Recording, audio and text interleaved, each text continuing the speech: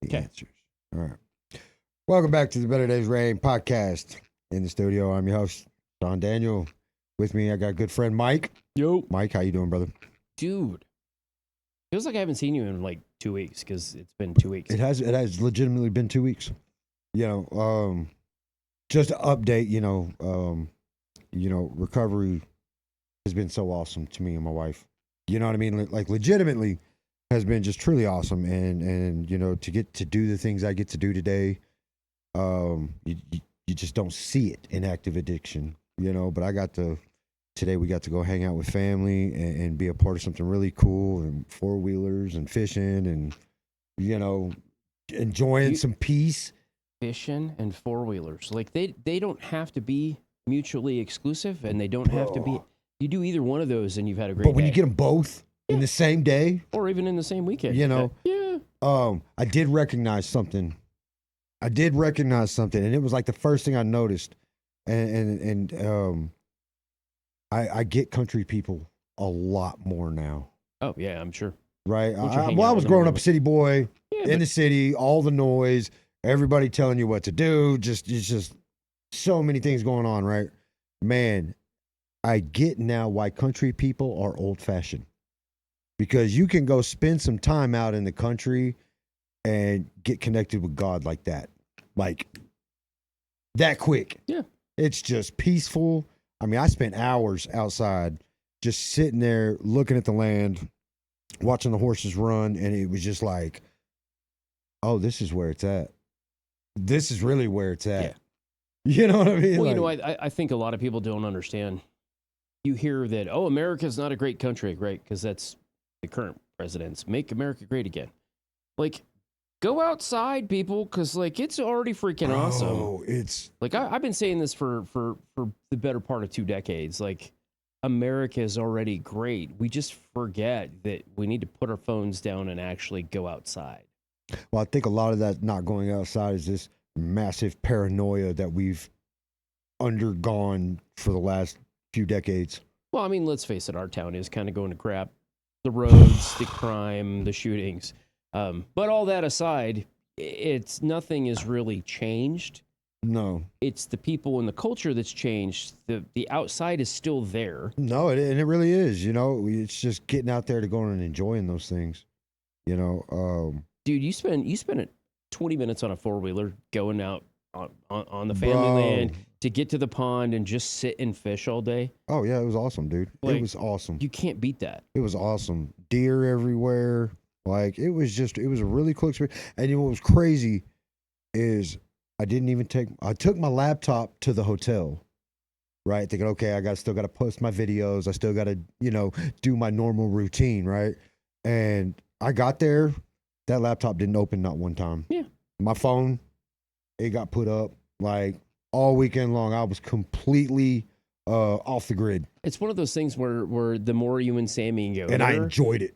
Well, the more you guys go, you're gonna have to just get a camera dedicated to like shooting video and pictures because you don't need your phone. Like, bro, there's no point. No, like, it's like looking at your phone takes away from the beauty of what's in front of you.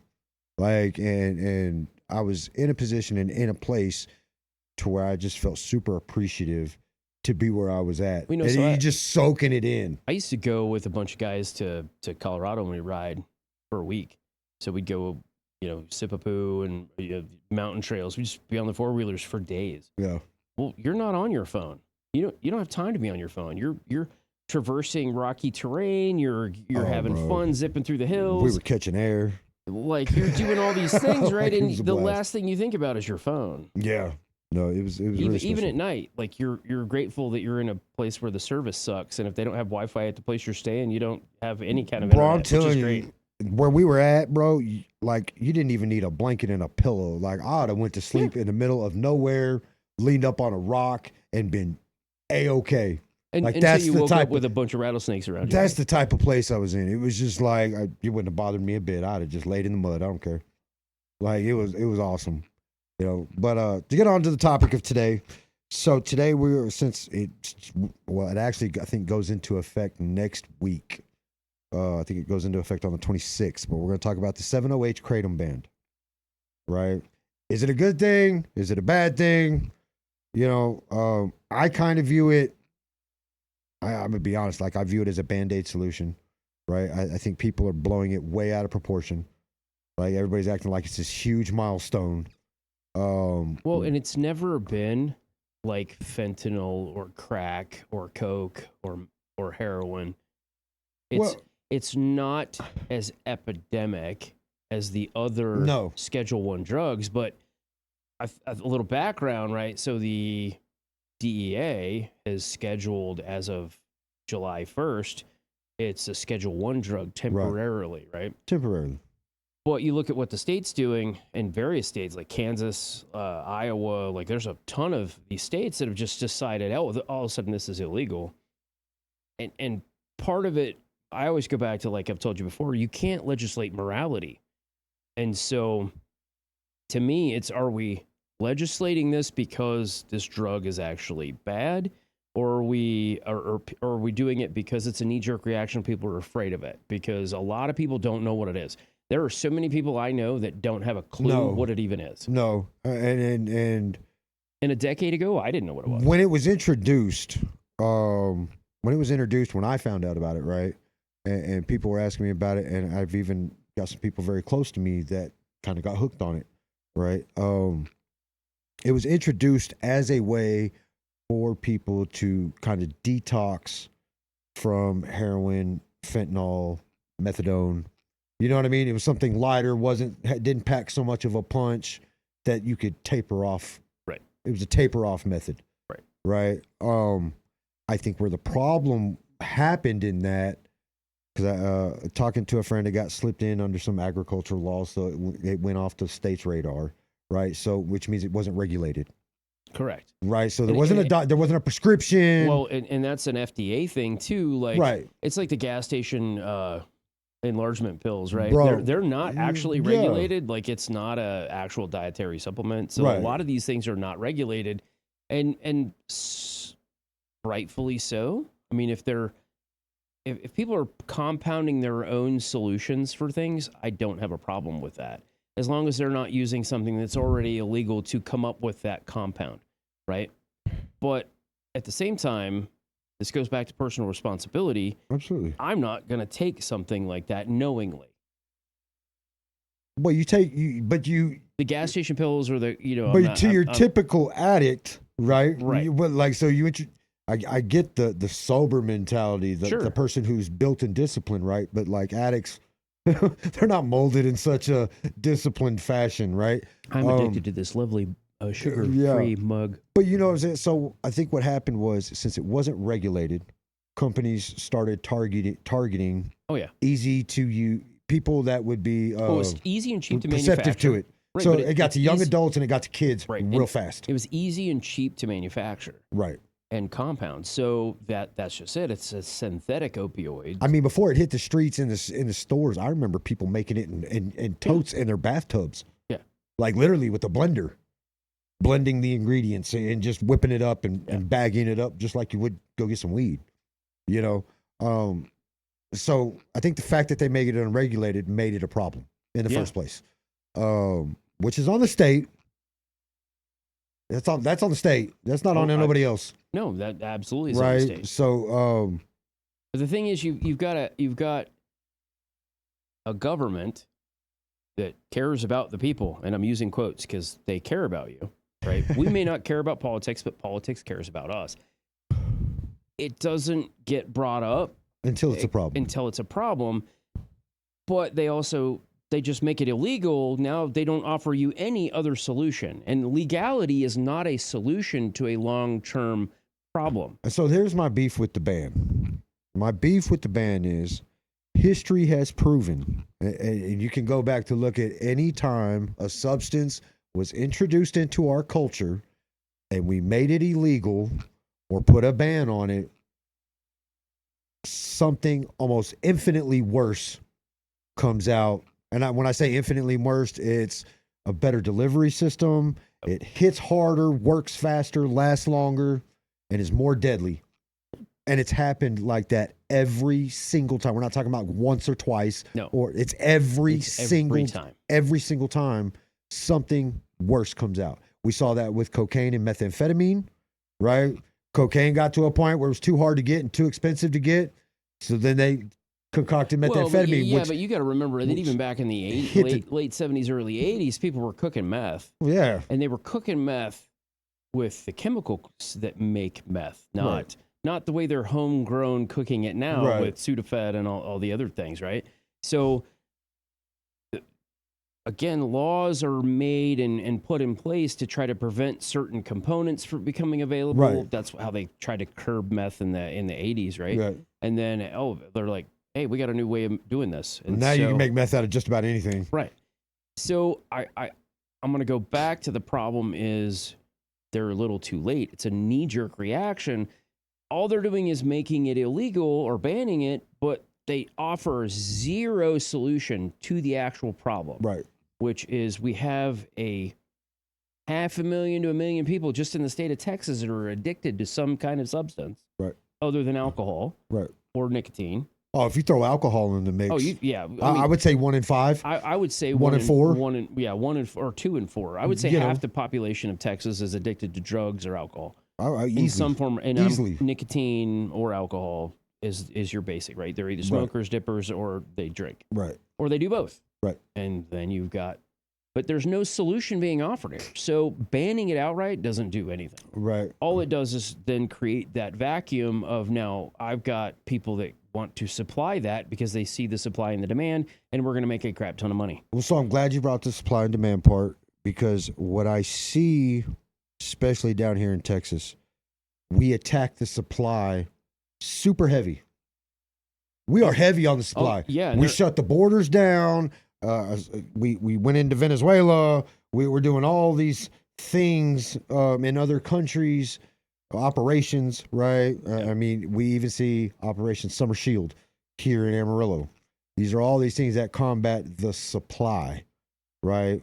Now, when I see an operation combat the supply, I see one of two things happen, right? I see one where you remove the supply, and like we said, something worse comes behind it, right? Or all it does is just switch the narrative, like switch what people are using.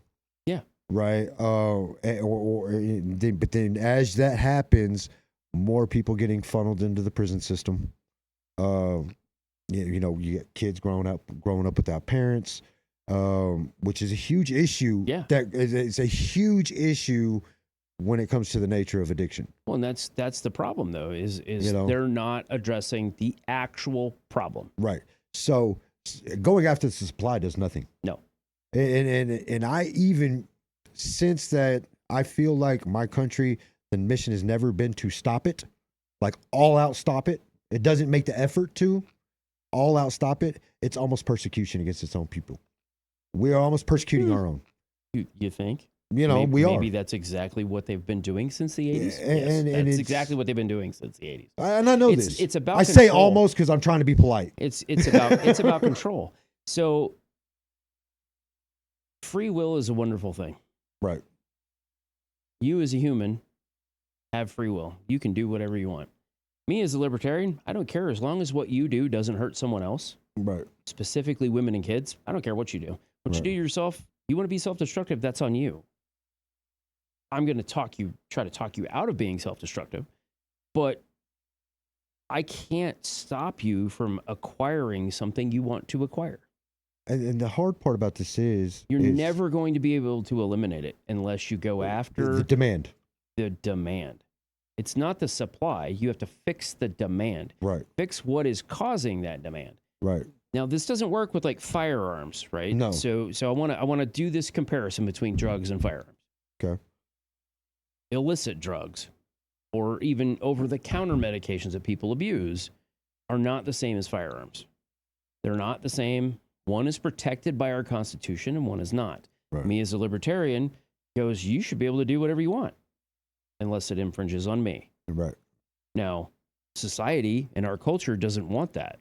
They want you to behave how they want you to behave. So the programming that we've been seeing since the late 70s has done just that. We now have a culture where if I do something that you don't like, I'm the problem versus the behavior being the problem. goes back to that demand. How do we fix that demand? Well, we need to fix the people.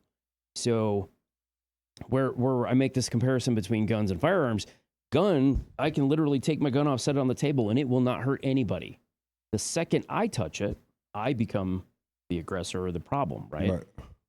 Drugs are not that way. It's kind of both. The drug is a problem, but the people are still the ultimate problem.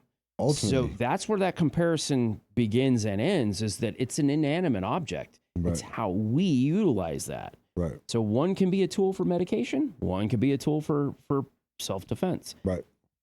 The problem that I see is we're not fixing the people problem, demand. The demand, absolutely. And we've actually been like reducing the efforts to fix the demand. Right. And so if you go into the political realm and look at the conversation around firearms, everybody's like, we should just confiscate all the guns. Well, why aren't you confiscating all the drugs?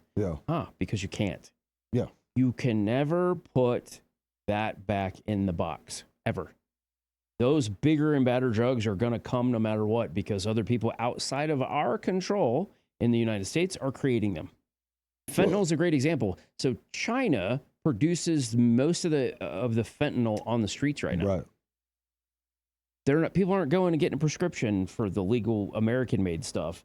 They're going and getting the stuff off the streets that's coming in illegally. Again, if we address the person having that problem, give them the support. If we funneled all this money that we're spending on the war on drugs into actually making better human beings, we wouldn't have this problem. And I agree with you. But that is the hard part, because there's that culture doesn't see it that way. Culture sees a person as a problem, right? The non-addicts that don't understand addiction see you guys and even me as the problem, because my opinion is you should be able to do what you want. I'm the problem because I want you to recognize that, right? So my job as your friend is to say, hey, you really shouldn't do this. It's bad for you. Here's why it's bad for you. Right? I should explain it to you. And if logic doesn't work, then you're going to keep doing what you want to do. But I need to be there and be supportive. We've eliminated half the programs and funding for a lot of the programs that were working on ending addiction. I mean, just here in the Panhandle, we've lost tons. Well, in the last year and a half. I've heard places in California, it's down rampant. In Austin, like everywhere. It's just like we've been chopping it going. It's like the government said, okay, I don't want to spend money on recovery. I want to make money on addiction.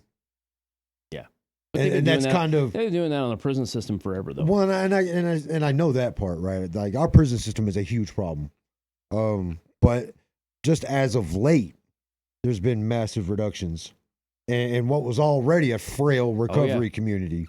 To where we saw this a year ago. It's almost virtually non-existent now. It was about a year ago when some of our friends that are in the recovery community are like, crap, I got to go get a different job. Different career. We all got laid off because the federal funding for these recovery programs dried up.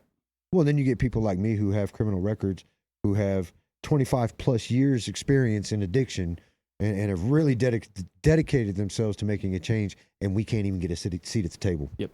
Like we and that doesn't make sense to me. I even look at this biblically, right? Like if you look at biblically, the book is nothing but lived experience. It is lived experience from front to cover. There's a reason why it is greatest crazy. The greatest tool in the toolbox you can have is that knowledge. Right. That lived experience knowledge is like infinite.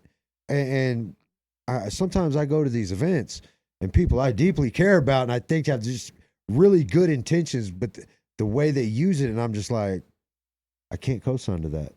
I can't co-sign to that because I know the problems that it's presenting. Well, and the other side to that too is they just don't know any better. They don't. They legitimately so don't. It's not, and we both have seen it. We know there are people that take advantage of these recovery systems and make a crap ton of money. Right. But it's the people like you and me who want to see those people that need the help get it. We're up against a system that has literally been designed for the last 40 years to create this and further this problem. Right. Because it's ultimately about control. And people don't want to admit that. No. It's not just governmental control. It's about controlling the culture and the population. Mm. All politics is downstream of culture. So once the 80s rolled around, you remember, you're young enough, you may not remember the movie New Jack City? Oh, yeah, I'm my brother's keeper. Right. And so all these movies came out talking about the crack epidemic, right? Well, we know people here that used to be addicted to coke, crack cocaine, other drugs. I mean, I can't say nothing. I've done them all, bro. So, but they've all moved, and the people that have gotten past that will all go back and tell you the same thing. It was so pervasive. Well, we're the reason. Our own government's the reason why it was so pervasive. Yeah. And then the DARE program came out, and we tried to educate people about the hazards of drugs, but we never taught them the specifics. We never showed them the ugly side of addiction. Right. You were never showed that. When you saw the little DARE videos, you never saw that. Well, honestly, you saw bro, maybe little Jimmy going to jail for having some weed, and they're like, don't go to jail, don't do drugs. But you never saw the actual downside to being in addiction. Now, having lived it, you can convey that a lot differently than people that have never been in active addiction. But getting into a seat on the table. That is correct. And the system is not designed for you to have a seat at the table. I cannot get into a nonprofit to talk to these people. Like, nobody cares to hear it. Right. They're like, nope, he's got a record. It's like, what? Do I have too much experience? Yes. Do I know too much? Right? Like you are officially overqualified. You know what I mean? And it drives me crazy, bro. Well, it should. Because it should actually piss you off enough. It does, because I've dedicated my life to it. And I don't like to toot my own horn, but I'm good at what I do. So how do we fix that? So there's three problems here. We've got the demand problem, the people, the broken people that need to be helped. You've got a system that's broken and blocks us from gaining entry into actually providing a solution. And then you have the money.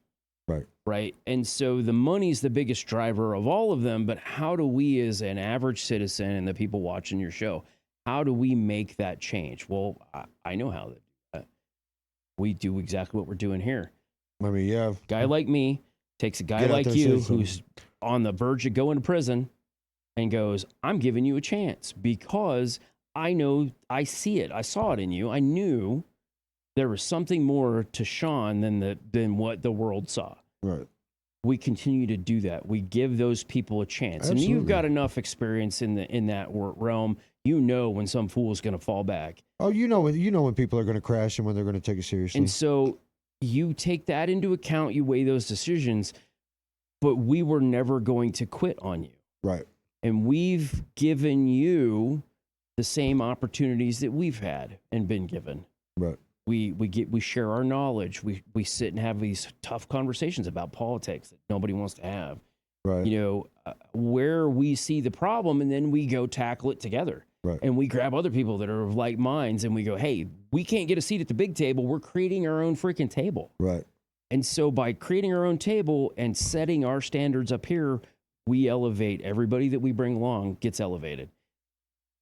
Because the system, the way it is now, it pushes everybody down. Yep, you're just a criminal. You're going back to prison. You're going here. It's ruthless. And I mean, that's the solution. That's where we start, is here. Where we have no money, we just do this on our own.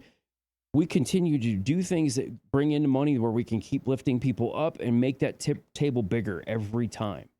And then we go to these nonprofit meetings and organizations locally that aren't doing the message the way that we think they should, and we sit and have that hard conversation. Right. I love your message, but add this or take this out of your message because of this. Give them your lived experience and knowledge about that, because not everybody's experiences are the same. No, they're not. But if we're truly wanting to see a change in society, we have to better ourselves, and that means we better ourselves, then we better our neighbor. That's why the Bible says, love your neighbor as yourself. And I've noticed that a lot of these places too, like when I sit down with some of these directors and things like that, and we talk recovery, I'm talking to a slated wall. You know what I mean? They hear me, but they don't understand what I'm saying And there's Like, a way around that, but you've got to figure them out. You've got to figure it out. And it takes time. And it could take years, unfortunately. you know, you wish you just wanted to just grab my hand and say, hey, guess what? We're going to a meeting. You know, like, you need to start looking at some of these things firsthand. If you're going to be involved in this realm, you need to know what it looks like. Well, I mean, what suffering looks like, what trauma looks like. I've been to meetings, you know, right? And that gave me great insight into how to have a better conversation with you, because I've been in the rooms. I know what that is. I've heard people's stories, but I also went in with an open mind, and that's our other kind of the fourth problem we have is everybody's so close-minded because of this. They can sit down and write an opinion, but they've never lived it. They've never actually sat down and had a conversation with somebody that's in active addiction. And I could point to 500 people in this town right now. Oh, yeah. I could go to their house and interview them about what they know about addiction, and they would go, well, those are the people that go to meetings, right? That's all they're going to know. They're not going to know somebody, but I bet I could also point out half of those people who have somebody in their family that's in active addiction currently. Yep. Whether that be for drugs and alcohol, whether they're talking about it or not. Sex addiction, but I guarantee you they have an addiction and they're not bettering themselves and working on themselves to get past that. And that it all boils down to that. We have to be better for one another. So I've got to be the best Mike I can be for you. And I'm not always the best example for you at times. But I've always said that it's a social disease that stems directly from how we treat each other. Absolutely. And like whether it was 30 years ago or was yesterday, right? There was something that happened in one of your interpersonal relationships that damaged you inside, and you ain't been able to let it go ever since. There was something there. So yeah, it's either physical, right? Spiritual, or mental. Or one of those three. It's a spiritual war, because I think that is the other thing, going back to the Bible. I think it's heavy on the spiritual, or lack of spirituality. I think people don't give spiritual warfare enough credit. No. Now, some of our other cohorts that come around the shop and around the studio, we have these deep conversations about how the spirit affects the body and the body affects the mind, right? And what you take in, you're not working on personal development, owning your own actions, those kind of things add up. And over time, your discipline breaks down, you become a shell of who you were, and you fall into these traps of addiction, whether it be drugs, alcohol, sex, whatever. So it all boils back down to how we treat each other and how we treat ourselves. You talked about this before. You can't truly love someone else if you don't love yourself. No, absolutely not. I'm no good to somebody if I'm not okay. But go back and think about 5 years ago when you didn't love yourself, right? Before you knew Sammy. And I was a wretch. Sammy showed you unconditional love. Bro, lit me up. And that right there is really the key component. It really is. Now we just build our table. We continue to build our table. We grab the locals that we can, and we make that table bigger. And then they do the same thing. They bring people into that sphere of influence. You've got to change the culture. Right. And it's a battle. I mean, it's a physical battle, a spiritual battle, and a mental battle. And I'm glad you said that, because, you know, we've had the uptick in young adult violence. It's insane. Around here, especially around the Amarillo, Texas area. Kids are snapping. Yep. Right? And their response wasn't a lovely response. It's basically, we've declared war on our children in this town. It's sad. I'm not proud of it. And I don't think our town should be either. And I, for some reason, I'm seeing like this huge swell of pride to say we're going to war with children. Let's get real personal and honest here. We're both parents. I got great kids because I spent time pouring into my kids on how to be a good human being. You didn't necessarily do that, but you get to do that now. I do. And your kids see how you've changed.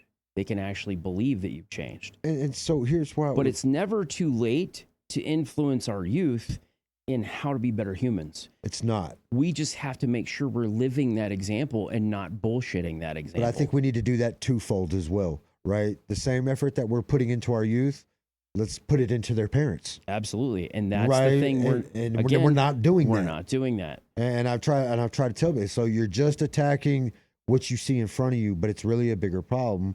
What I think we're experiencing here is generational. It Right? absolutely is. It's a generational problem. So and it's kind of needs to be worked, kind of like the Hebrew Bible, right? It needs to be worked from front to back and back to front. You know what I mean? Like we need to kill it from both angles, and we're just again, we're taking a water hose to a forest fire. No. Instead of digging out the trenches around the fire to stop and slow the progress of the fire, we're just putting a Band-Aid on it. We're not addressing the actual problem, which is the fire. That little water hose ain't gonna do nothing. No, Squirt it's gun, nothing. right? But But it pieces the eye. It says I'm out here doing this. there are so many avenues where we've tried to legislate morality. No. We just create further problems. It's all boils down to we're legislating morality, or we're not teaching our youth or the parents how to be parents. Right. There's no freaking manual on how to be a parent. Trust me, my dad was not the best dad in the world. Well, I think too, he was there. You have a huge number of parents, and Amarillo has always had this problem where it's just been low pay. Like we're not special. We're not special, but I could pick any city in every state and find you a community that's that same way. You can, but I would not say that community's okay either. No, they're not. Absolutely, they're not. But like, I guess what I'm trying to say is we have a very big community of felons here. We have a very large percentage of our community is felons, and which makes it very hard for parents to get jobs, right? And it's not, and we do that to punish the parent or punish that person. Sure. Well, and we make it almost impossible to be a business owner, or corporate America, anything like that. You know what I'm saying? So we limit their abilities, but when they have children, now we're stunting the children's growth. So here's what's kind of comical, and we're just people don't like it when I talk about this, but in other countries, you don't get a second chance. Right. Like you do certain crimes, you're dead. I get it. We used to be that way. And guess what? Things were simpler. Times were better. It wasn't as hard to make it here as it used to be, or as it is now. No. Right? It wasn't. And it's because of things like that. And again, that goes back to that system component. The system is designed and geared towards keeping that oppression on people that have recovered. Like, right. And I got a great example. I can't really talk about it, but I wish I could, because former criminal, former addict, turned his life around, owns his own business.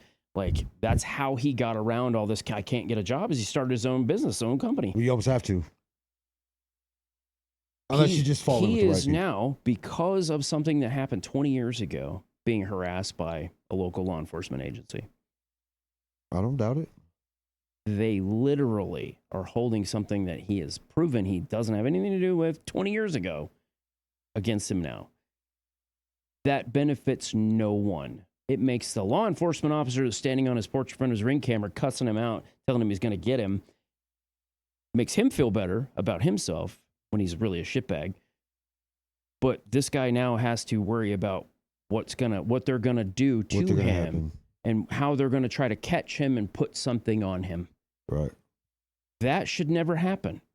If you paid your debt to society and you did your time, if you finished your probation, there are certain crimes I don't believe that you can ever shy away from. There's certain things I've seen it too many times. There's a high recidivism rate, and recidivism just means you commit another crime. It doesn't mean that you did the same crime.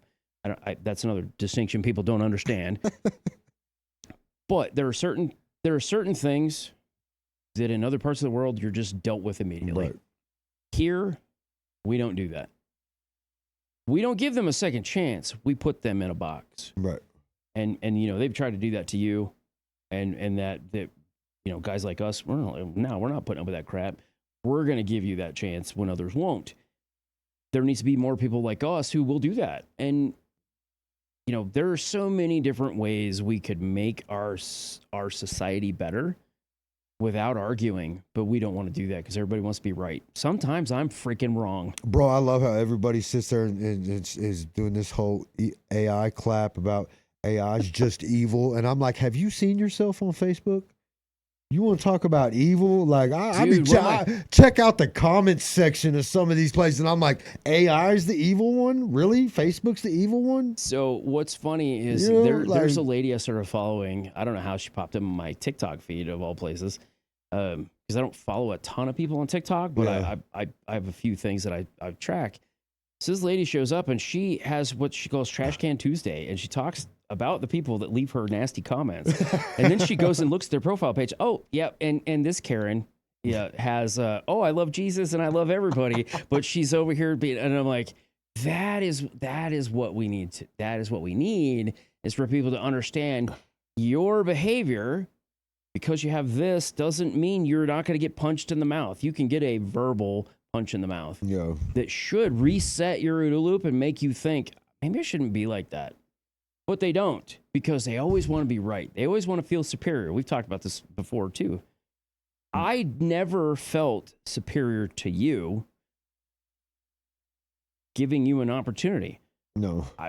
Teaching you how to do it gave me a place to learn things. Like, it gave me a place to learn. Like, absolutely. Teaching you that, hey, you can talk on a microphone all day long and make a good impact on your community. That's what I wanted you to have, is that opportunity. Yeah. If I didn't give it to you, who would have? Nobody.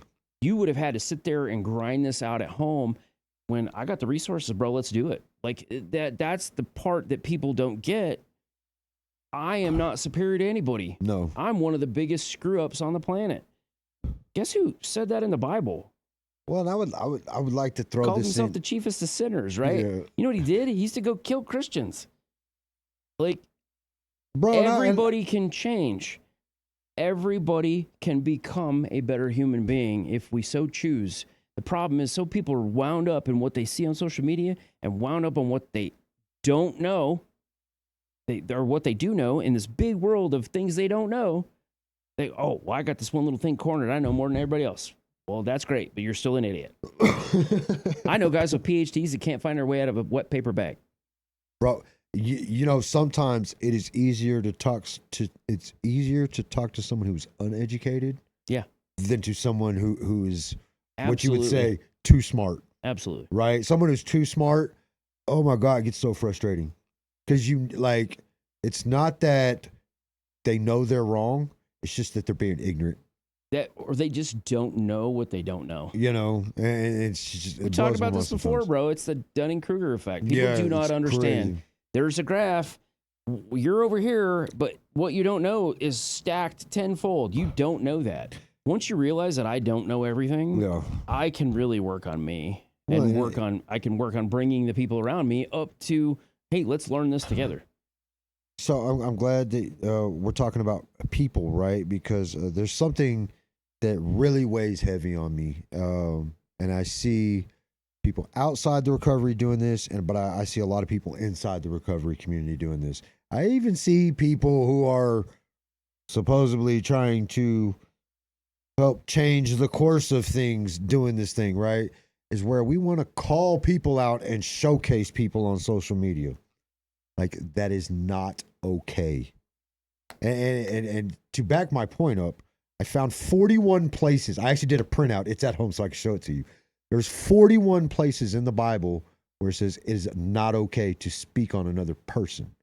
So whereas I want to say it's okay to talk about issues. You ever read The Scarlet Letter? Man, I think I did, but it's been a really long time. They stopped teaching. They don't make them read that in high school anymore. You know, I think it's absolutely okay to talk on issues. Absolutely. Absolutely. Things that are going wrong, things that aren't looking right. Bro, you and I can sit here and name names of people in this town. But to sit there and start clapping on people? No. We could do that, but it wouldn't do any good. You know, like we get the mug shots. Dude, I so wish we'd get that taken down. I've seen so many problems enter the lives of people who get put on that. It's PDA all the way. Right, it's just a public display of PDS, a public display of shame. Some of them are comical, but it's shame. It goes bro. back to making a comment on somebody's post, and that's the problem with it. When you don't know that person, I don't comment on them. I read them. I look at what did this person get arrested for? That's all I care about. as an investigator, that's what I wanted to know is, hey, is this guy going to end up coming up? Am I going to be on this guy's defense team? My thing is with it is I get the city's intent or the county's intent behind doing it. Maybe if I publicly display them, it'll deter them from committing another offense, or we'll do it again, right? We've got statistics. But you read the comments. Right, but we got stats that back up this doesn't work. Public humiliation doesn't work. The hate Public mail. punishment works. The hate humiliation mail, doesn't. People lose their jobs. Yeah, and that should never happen. So now people lose their jobs. They can't get welfare. So not only can they not feed themselves, but they can't feed their kids. You know what I mean? It just creates a ton of problems. But again, these people that are commenting on this are trash human beings. They don't know what they don't know. They don't know, but they're a part of the problem. They are part of the problem that we have to fix. Correct. And so we go back to personal responsibility. If I'm taking personal responsibility for everything that I say and I do, I could still be a jackwagon and say something that I shouldn't. But that doesn't mean that I intentionally go and do something malicious. If I go and say something on one of the, there's a few people in mugshots that we've seen, right? Either county for local, right? We know these people. And we're like, man, we could name names and talk about crap that happened, but it doesn't benefit me or that person for me to do that. No. But I'm also not an asshole. Right. And that's what you see these people commenting on these things are just assholes. They want to feel superior to somebody else. This goes back to the root of the problem. They don't know how to love themselves or their neighbor. They don't want to do what the Bible says, which is love your neighbor as yourself. They want to rag on my neighbor and love myself. They want to be selfish. Right. And think that there are no consequences for their actions. Well, but it sends people into a frenzy. Correct. And when you see one comment, it's one thing. But when I see 50 of them, now I want to chime in. And it sends it to, and like, bro, but that's the whole. Give it 2 or 3 years here in Amarillo, Texas. Like, people are going to start eating each other's children. They already do like, that. It's going to be crazy, bro. They already do that. Like, they will rip each other limb from limb in this town. They already do that. It's wild. But again, this goes back to personal responsibility. It does. They're just being jackwagons, and they don't know what they don't know. They don't see the damage that they're causing. Because it's just words. And sticks and stones may break my bones, but words will never hurt me. But you should That's not actually true. But you should. Words do hurt, but you should be accountable to it. You should be accountable for your to a degree. But we have freedom of speech. If I say something to you like "F you, Sean," yeah, you're gonna laugh, right? Ow. If I say that to a cop, it's my right to say that to a cop. Yeah. Like "F you, cop," right? I'm using this example because we all to take me to jail because we all want to do this, right? He can't do anything because the words did not harm him. No. And we've become a society and a culture where words hurt people.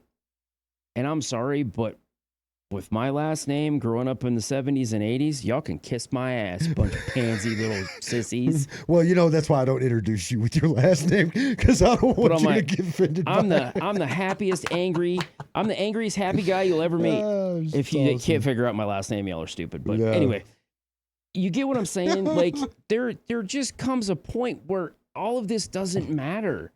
And if I get so upset about the comments I see, then why am I even there? Yeah.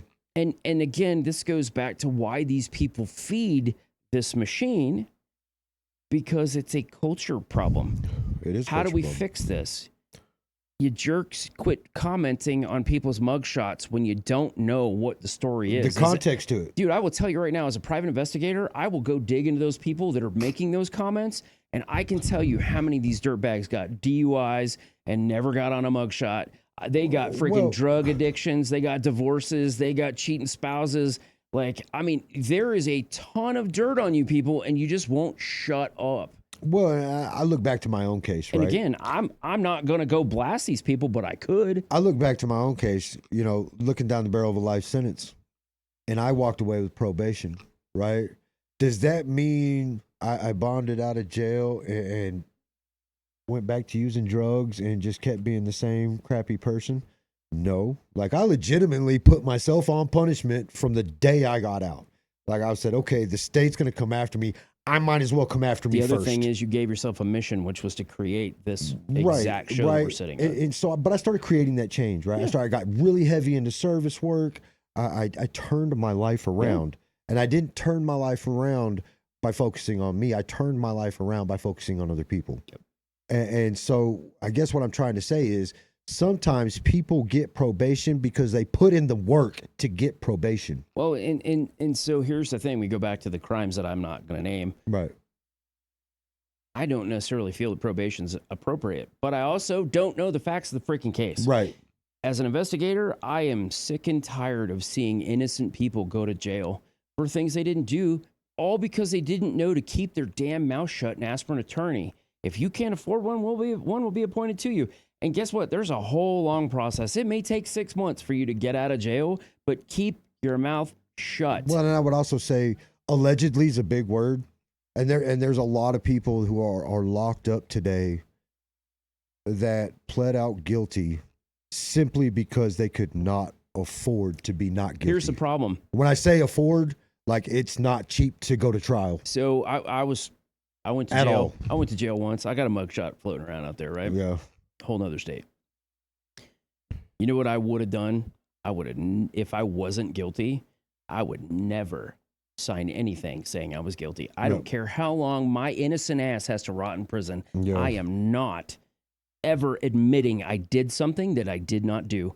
If you don't have the But personal, there's a lot of people that I know do. there's a lot of people. I'm There's a dealing lot with one of as an them. investigator. I've had a conversation with one recently, and I'm like, bro, you're guilty or you're not. Yep. Which is it? Yep. Your attorney doesn't want to know.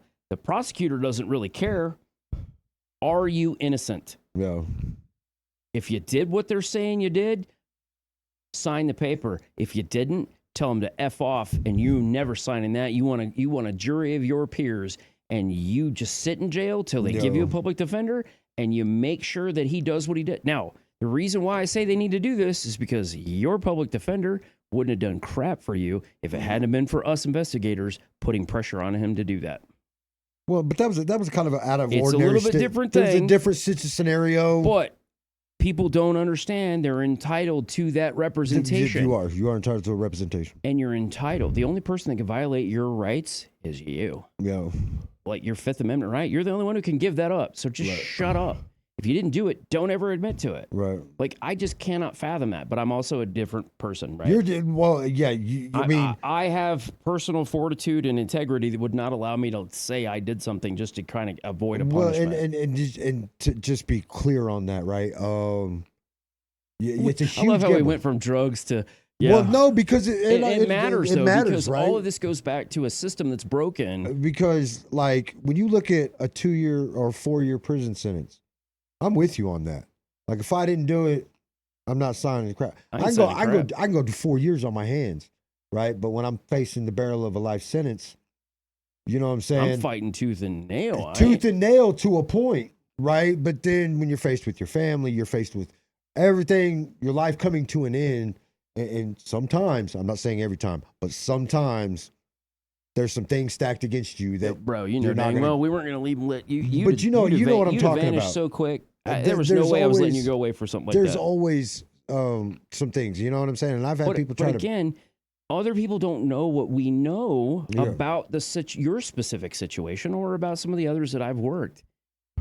There are just some really crappy people out there who are guilty of heinous things that have never been caught. Right. And you know what? A lot of them make weird comments on Facebook. Yeah, you know. Or they're so secretive that you don't even know they exist because evil likes to hide. Evil doesn't like being in the light. Well, and then too, bro, like I look at this as murderers, criminals, drug dealers, whatever you want to say.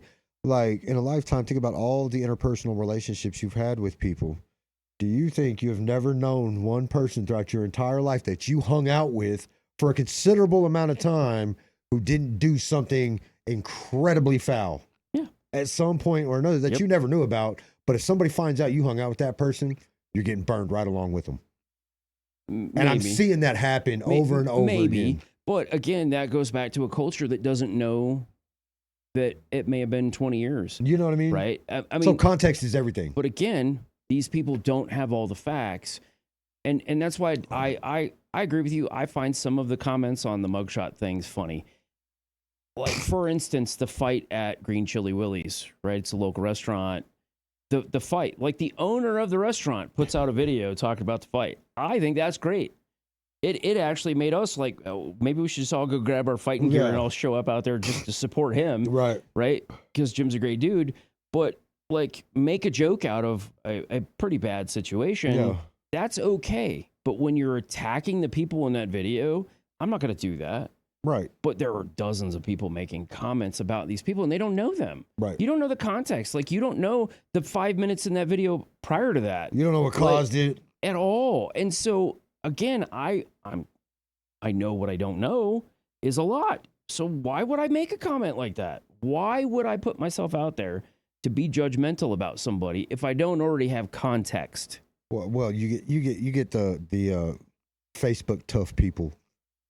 You know, people get super tough on Facebook. I'd say right now, tough. All these people got a plan and or you know what I mean? A plan and an opinion until they get punched in the mouth. And they got nothing. They got nothing. Well, and so that's what I said. There's 41 spots in the Bible that says do not speak on people, and it warns you. Like, there's warnings for different reasons, right? Number one being like personal responsibility. You are responsible for the words that come out of your mouth. And if somebody doesn't like the words that come out of your mouth, you might just get hit for it. So the thing is, though, the words that come out of my mouth shouldn't offend my Savior. But they do. And they shouldn't offend my God. But they do. They might. They might. Not all my words will, but some will. But the thing is, I can be offended by something that somebody says and also just chalk it up to them just being ignorant.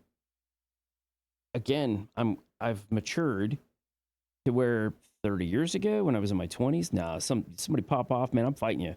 Well, but now I go, why did I do that? I can look back on fights I was in and I'm like, that should have never happened. But then you look at people who have the jailhouse mentality, which now that we declared war on kids, our kids are learning this jailhouse mentality, right? To where pop off, I'm gonna strike you. Like, that's how it's going to happen. Well, but like, people don't understand, like, before a fight starts, something is said. Fights don't just start out of the blue. No, but I will tell you that if somebody hits you, you should hit them back. Absolutely. And you should hit them back twice as hard. Absolutely. You know what I'm saying? But words don't do anything to you. So the old adage, they may hurt your feelings, but they don't keep you from eating dinner. No. Words don't. You know, if you don't have a dad and somebody's making, cracking bad dad jokes and you're sitting there, maybe they're just an asshole for not knowing you don't have a dad. To say, hey, I don't have a dad, I don't appreciate, or my dad was an asshole, I don't appreciate jokes like that. Say something, right? But we don't teach people to stick up for themselves or for one another. No. We have now taught people to pick up your phone and start recording. Bro, people are so scared these days. Like, it's scared. I ain't afraid of nothing, but I mean, you just one day I'm gonna die, and typical people are just legitimately scared. We are a terrified culture, terrified of everything. And even so, when I was in the drug world, I used to know some super gangsters. I seen them do some cold-blooded stuff, and I'd sit back and be like, ooh, like, you know what I mean? Like, that hurt. Like, I knew that hurt. But the ones that scared me weren't the super gangsters. It was the ones who were super scared. The ones who were super scared, I knew they'd kill you. It wasn't the tough guys. The tough guys and all the dudes who have been like to the code, legit, through and through, OGs, those weren't the ones to worry about. The ones to worry about were the ones that were super scared. Because they will shoot you out of fear. Yeah. Pure out of fear. And that goes back to personal responsibility. If you're going to own a firearm, you need to learn how to use it and when you can properly use it, right? Texas Penal Code Chapter 9 is one of my favorite things. You know what that says? It's all about the defense of others and the defense of yourself. You know what's first in that? The defense of others. First and foremost, I should be defending you against someone else, right? I physically train martial arts. Why would I not throw somebody down on the ground and let us get away, right?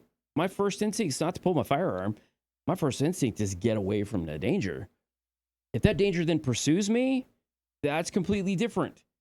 But it goes back to I am responsible for what I do. If that means I go to that handgun, I'm the problem then. Right? I should be able to de-escalate, which is what the cops forget about. They're barely taught it. And the ones that are really good at it, they know the ultimate consequence for them having to draw their firearm is someone's dying. No. People that are afraid don't think in that mentality. No. They don't think about the finality of what happens when you pull that trigger. Just like the first time you used, you didn't understand the use of heroin, what that was going to do to you. You can never go back to prior to that. Right. You can get close. You can be like, hey, I'm sober. I got another friend of mine who just hit 26 years of sobriety, right? No. I didn't even know it. Like, I had no clue. And I was kind of reading his story on Facebook, and I'm like, I had never known this about this dude. 26 years sober. Like, never knew he had a problem with it. Right. Because he hit it so well back when we knew each other. But also knew I wasn't the greatest human being back then, and he was a piece of crap. I was a piece of crap kid. Right. You know? But for him to be 26 years sober and to look back, he actually is the one who gave me that idea, is saying I can never go back to where I was at before I started, but I can go back to when it wasn't a major problem in my life. I still had that there. So there's always that remnant. He had already made that cross over that threshold, but he can come back. There's a different level of finality when you do certain things. And that's why talking, I can say a million things and somebody may or may not ever get over it. That's fine. I didn't kill them. Right. If I'm so afraid of someone that I have to kill them, there's a problem, right? And that's just it. This goes back to personal responsibility, all these different things. Well, and I think that's typically what we're seeing here. Yeah, yeah. It's not that we have gangsters. No, I don't think that they were gangsters like those couple kids that got 17-year-olds that got arrested. I don't think that they were at all being gangsters. I think they were terrified. They were terrified. They were scared. And I'm going to be a big dog now because I got this gun and I'm afraid of you, and so I'm going to shoot you. Yep. Again, I don't know all the details. I wasn't there, but I've been where great violence has gone down. Typically, when I was in that world, and even being present at an event doesn't mean you know all the details. Typically, when I was in that world, the people that you saw outright murder other people were people who were scared. Yeah. Who thought either A, that person was coming for them, or you know what I'm saying? Dude, it was always a fear-motivated response. Yeah. You know what I'm saying? OGs will get out there and scratch with you. They're not tripping. They're like, bro, let's bang heads. Bro, let's just bang heads and get it over with, shake hands, and we can go about our dude. I think this actually flipped around 2004, 2005 in certain parts of the country where they went from, we'll throw hands long before we ever pull a gun. And it kind of started in these cities where you had that massive negative influence of drugs and alcohol. Right. That's what led to that culture shift where we were afraid to use our hands. I've lost fights. Yeah. And walked away and gone, man, that was a good freaking punch. Or, you know, good fight. Hey, I broke this freaking tooth. Like, that was good, man. I broke a tooth. Like, you can do certain things physically, but once you reach that threshold, you can never go back. Right. And I don't think people want to address that either. Right. There's a finality there of choices you make, and it all comes down to the action you take. But you look at all these things, right? And they all have one, for me, like I look at the one common denominator in all of these, right? Yeah. And it's all how we treat each other. Yeah. And we've gotten to where we traditionally treat each other horribly. And so it's just getting worse and worse and worse. It's like not getting any better. Like, and that's what drives me crazy is we see some of these places and they're just like huge success and oh my God. Well, think about it. The 7-0-H man. And it's like, okay, so in 6 months when people start dropping like flies and you don't know why, because something got introduced to the public and you don't know nothing about it yet, now you're going to be in a state of crisis all over again. Yeah. And not know what to do. Because then in another 5 or 6 years, we'll have another knee-jerk reaction, outlaw something else. It really never fixes the problem, which is personal responsibility. Love your neighbor as you love yourself. So, and again, it goes back to that demand, fixing that demand. And I think at this point, we need to fix it on all levels. Well, it's like I said, it's a generational thing. It's never about the supply. It's not the supply of guns are out there. People are going to shoot people. Well, and drugs go both ways. It's that's that equality of drugs and guns. You know, it was crazy. We did the Venezuela thing. We started doing the operations in Colombia and whatever. Yeah, they're still there. And we closed the border down. We started doing all these major checks. And then after we started doing all these major checks, guess what jumps up to the number one killer in young adults? Fentanyl. So it's like, bro, stop being sheep. Yeah. Quit looking at what's appeasing the eye, because it's a facade. There's another great book. It's called A Nation of Sheep. It's written by Judge Anthony Napolitano. Talks about the judicial system and how people are just sheep. They don't know any better. Bro, they don't. Our job, right, is to uplift and educate one another. That's what our values are on our board, and you have the same. Well, your mission and ours aligned from the get-go. And I'm having to... It's about building that community. And if we don't build a community of people that understand it's not about Mike and Sean, it's about fixing the freaking problem. Once the people at our table understand that, then we can all work to fix that problem. Right. And there are so many layers to that problem when it comes to dysfunctional human beings. We need people like our friend Ruth, who's a therapist. We need people like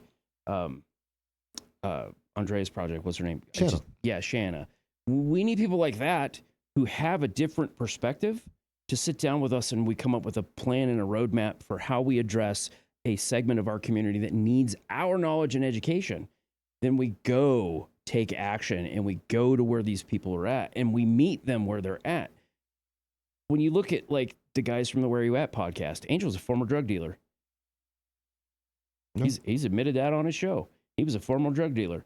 He's had guests that were former drug dealers. Yep. All of them have one thing in common. They came to know Christ, and they all started loving other people more than they love themselves. Yep. Once that happened, it changes the world. If I don't respect myself, I can't lift someone else up or give them a hand up if I don't respect myself. Right. And some people just got to go through it, bro. Oh, yeah. Some people just have to go through it, and then they have to go through it again, and then they have to go through it again. And again. Like, I'm one of those. Like, I'm absolutely one of those people. I made the same dumb mistake 4 or 5 times. You know, I talked to this dude the other day, man, and he was talking about he was a long-time alcoholic. And I said, well, how'd you get clean? He said, man, I went to the bank one day, and I just looked at my bank statement, and I got really pissed, and from that moment on, I didn't want to drink anymore. I was like, dude, I'm super jealous. Like, you know what I'm saying? Like, I wish it was that easy for me. Like, it was just... Well, but again... It's like coming to realization. We start addressing the identity problem that people have. Yeah. They don't know who they are as a person. No. They don't know who they are as a husband, a father, bro, it gets or confusing. A son. It gets so confusing. It does. And because you're getting told what you are. Right. But the thing is, once you realize I've got to discover who I truly am, I'm a helper. Yes. Yeah. I've always had, because of past trauma in my life, I've always had a people-pleasing mentality, but it's also a gift that I've been given from God, right, that I can help other people because I truly am empathetic. I never thought that I had empathy for other people until I started serving other people. Right. And then I see and hanging around people that are actually empathetic, and we all have a similar background. We all did drugs or used drugs or sold drugs. We all have a common denominator, and it's really not the drugs, it's actually Jesus. And we've gone, hey, wait a minute. This is what set me free from this lifestyle. Right. It was that not necessarily a rock bottom moment, but the epiphany of that I can be better than I was yesterday. Right. That is really where that personal excellence that I can attain. Well, and I won't even identify as an addict. No, you're not an addict. And I tend to, like, I get offended for other people sometimes. But like, we go into a meeting and I look at somebody and I see them identify as an alcoholic, and they immediately look at the floor. But that is not their identity. But you know what I'm saying? You know what I mean? They immediately look at the floor, and you can just see the shame and the guilt and all the things just start swirling in their head. And I'm like, you know, when I finally stopped doing it, because I came to this realization, like, do I have an addiction problem? Do I have an addictive personality? Absolutely. Yeah. Not even going to lie to you. I still drink tons of coffee. I still watch TV. I sleep too much. Like I smoking cigarettes. Still smoke cigarettes. Like I have an addictive personality, but that's not who I am. No. Like that is not me. And there's there were some people say, well, I have no problem doing it. Then I would, and I'm going to say great for you. For me, I hated myself. Yeah. As an addict. Yeah. There was no good connotation to my addiction. No. I hated myself to the point to where I like literally went through a 10-year period of suicide attempts and just not giving a care about nothing. Well, right? There was nothing good there, but just pain, anguish, deep self-loathing, and I'm not attached to that anymore. No. Well, and so look at what people identify with most: their addiction, their job, their religion. I'm getting there. Their car, their religion, right? It may be a lifestyle that they think they need to be in. Yeah. And when I say lifestyle, I'm not just talking about gay and lesbian. I'm talking about just a lifestyle of that addictive behavior, right? Reckless behavior. People don't know. Gangster, who pimp, they football really, player, right. whatever. You don't know who you are, lawyer, if you don't take the time to be self-reflective, and that's something that you got to do. Sometimes you have no choice. Yeah. You're put in prison, or you're put in a position where you have time, that moment to go, I am better than this. Right. I don't need this. There is something else I can do. Then you build on that. And every piece of that takes action, whether it's getting out of your Bro, there's religious no part of beliefs and recovery that habits. doesn't take action. No, and that applies to every aspect of your life. To your religion, you need to learn more. You need to read your Bible Absolutely. more. We had this conversation about a year ago. I bought you a Bible and said, bro, you need to freaking read this and more. I've been soaking it like a sponge, bro. Like I really have. Like I've the gotten reason real why heavy I did in that is because I knew where I was at 15 to 20 years ago when I first had kids, and I wasn't reading my Bible. I was working 2,100 hours. I mean, I'm working 80-hour weeks. Yeah. I'm never home. I was a shitty husband, a shitty father, and I had to fix that. And the only person that could fix that was me. Yeah. Only person that could fix that was me, right? And so I did. My kids are relatively well-adjusted young adults. My daughter will cut you if you're mouthy, but she's like me. She's got her mom's good looks, but she got my attitude. The thing is, though, both of my kids understand they're not their job. They're not, if they don't, like my son right now is looking for a job. He's got an interview tomorrow. He's not the kid who doesn't have a job. That's not his identity. Right. He's who he is. He's who he can make himself to be. Right. There is no limitations on him. And we need to get back to treating people, loving each other enough to be honest and real and hold people accountable. We don't want to do that. Society doesn't want to be held accountable. No. But guys like you and me, we want that accountability from one another. Well, accountability goes every which way too. It like does. every which way. Oh, it goes into every aspect of what we talk about. So when you talk religion. about interpersonal relationships, and I want to talk about this real quick, and then we'll wrap up the show because I know we're kind of pressing on time. Yeah. So there's always the person at fault, right? Like let's just talk about that. Like when we talk about the addict, right? And we always want that addict to take accountability, right?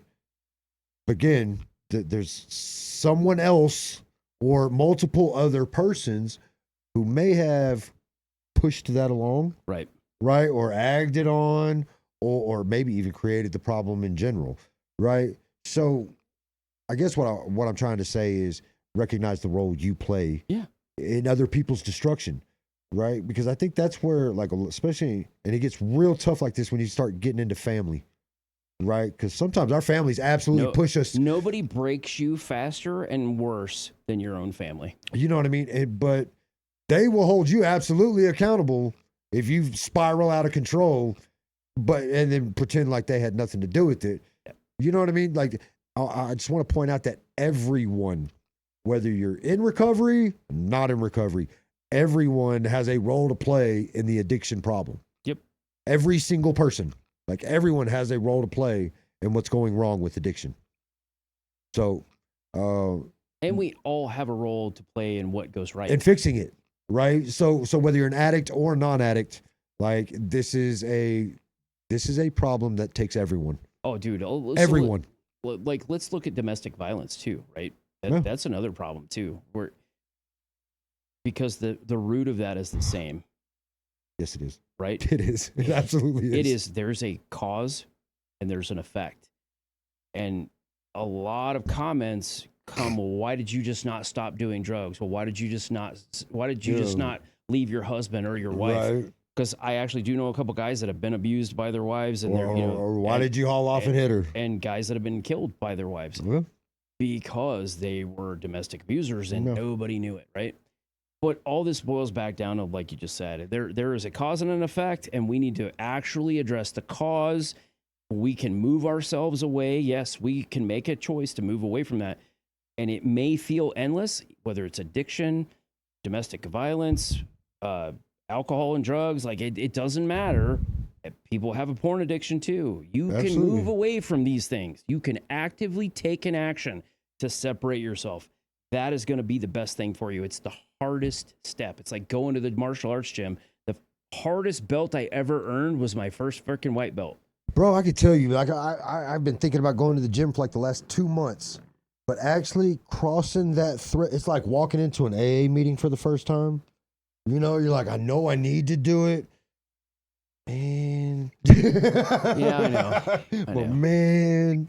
But you know, I like going back to the whole Crana ban. Banning it is not going to solve the problem. I don't, but I think it's a Band-Aid solution that is going to create a much worse problem. It created a vacuum down the road. Creates a vacuum, and something else is going to fill it. And I think it won't take any longer than 6 months to a year for us to feel the repercussions of that.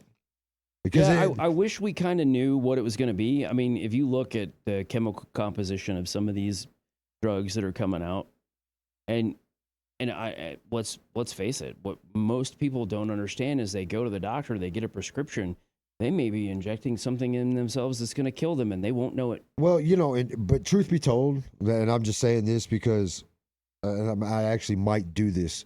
When I leave the studio tonight, I think I might just go by the smoke shop, and I could almost guarantee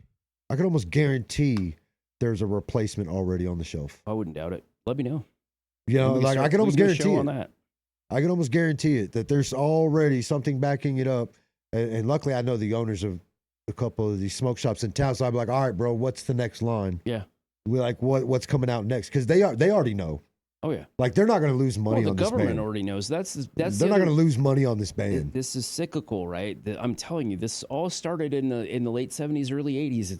It's all orchestrated. Yeah. Because there are key players in this that want a ban because they're going to benefit from it, right? Right. And then there's people that are going to benefit whether there's a ban or not. Yeah, because it creates a surge in another product. Correct. Right. There's always somebody that knows what's going on. So when they did the THC ban not too long ago, I got a good friend of mine that works in one of these smoke shops, right? So I stopped by to say hi to him. And it was funny because as they were pulling stock off the shelf, they had this ginormous stack of boxes that they were just replacing it with.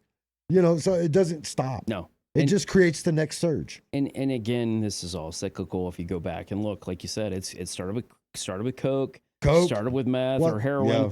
Then meth came along. Well, again, meth has been around, but not everybody. I think it went from coke to crack. It went coke to crack. Crack, and then crack to meth. And then, you know, from there, but heroin had always been around. Right. You know, it's kind of like the quicksand theory. Yeah. You know, when I was a kid, they always told you, hey, you got to watch out for quicksand, but I've never seen it. The more you wiggle, the faster you sink. And then I actually saw it, and I'm like, oh, that's how that actually works. Right.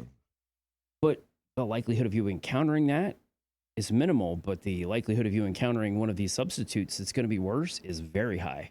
It's super high, bro. Like, I mean, we replaced cigarettes with vapes, and now what they're finding with some of these vapes after long-term 10-year studies, 15-year studies, is it's ripping a hole into your lungs. And let me ask you something. It's not giving you cancer. It's just ripping a hole in your lungs and poisoning you with other things. Vapes will ever come off the shelf? Never. Ever. Never. Because you know what? Cigarettes are still on the shelf. Like, they're just going to come out badder and badder. What is the one thing in history that has killed more people than cigarettes, heroin, coke? More people than anything else on the planet. I thought it was cigarettes. Alcohol. Alcohol has killed more people. Yep. I thought it was cigarettes, but bro, I mean, I don't doubt. I know cigarettes and alcohol. I mean, historically, going all the way back to when you know, biblical times, they told you not to drink wine for a reason, or not to drink wine and get drunk.